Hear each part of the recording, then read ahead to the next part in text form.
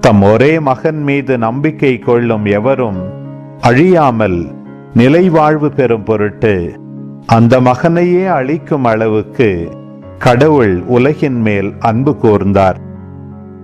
உலகிற்கு தண்டனை தீர்ப்பளிக்க அல்ல, தம் மகன் வழியாக அதை மீட்கவே கடவுள் அவரை உலகிற்கு அனுப்பினார். அவர் மீது நம்பிக்கை கொள்வோர் தண்டனை தீர்ப்புக்கு ஆளாவதில்லை. ஆனால் நம்பிக்கை கொள்ளாதோர் ஏற்கனவே தீர்ப்பு பெற்றுவிட்டனர்.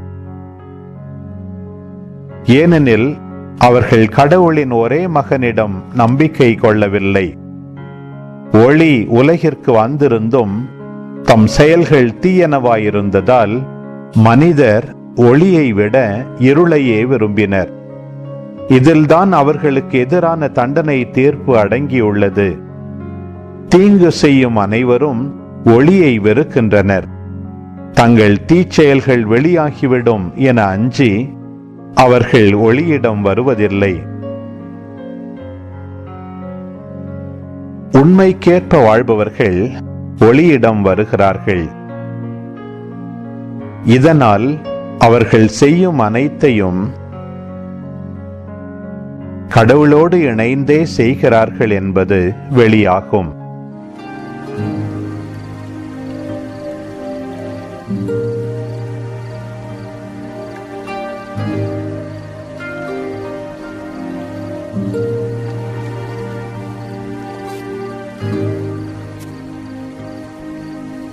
Thank you.